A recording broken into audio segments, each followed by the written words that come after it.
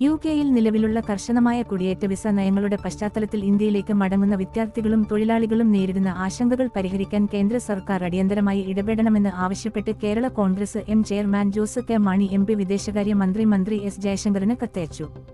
കഴിഞ്ഞ 2 വർഷത്തിനിടെ യുകെ ഭരണകൂടം വിസ മാനദണ്ഡങ്ങൾ കർശനമാക്കുകയും ശമ്പള പരിധി ഉയർത്തുകയും ചെയ്തു. ആശ്രിതർക്ക് നിയന്ത്രണങ്ങളും ഏർപ്പെടുത്തി. ഇതിനെ തുടർന്ന് ആയിരക്കണക്കിന് ഇന്ത്യക്കാർക്ക് തിരിച്ചടി നേരിടേണ്ടിവന്നതായി ജോസ് കെ മാണി കത്തിൽ ചൂണ്ടിക്കാട്ടി.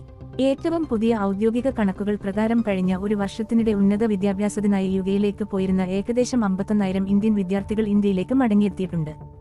ഇതിനു പുറമെ തൊഴിൽ ആവശ്യങ്ങൾക്കായി പോയിരുന്ന 21,000 ഇന്ത്യക്കാരും മറ്റ് വിഭാഗങ്ങളിലായി 3,000 പേരും യുകെ വിട്ടതായി അദ്ദേഹം വ്യക്തമാക്കി. യുകെയിൽ നിന്ന് മടങ്ങുന്നവരിൽ ഏറ്റവും കൂടുതൽ ഇന്ത്യക്കാരാണ്.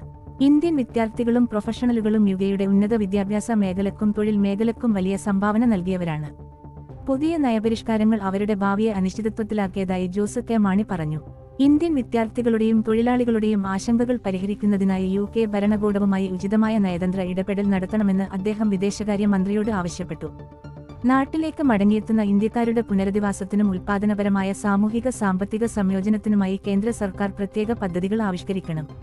തൊഴിൽ, സംരംഭകത്വ അവസരങ്ങൾ സൃഷ്ടിച്ച് മടങ്ങിയെത്തുന്ന യുവാക്കളുടെ കഴിവുകൾ രാജ്യത്തിന്റെ വികസനത്തിനായി പ്രയോജനപ്പെടുത്തണമെന്നും അദ്ദേഹം ആവശ്യപ്പെട്ടു.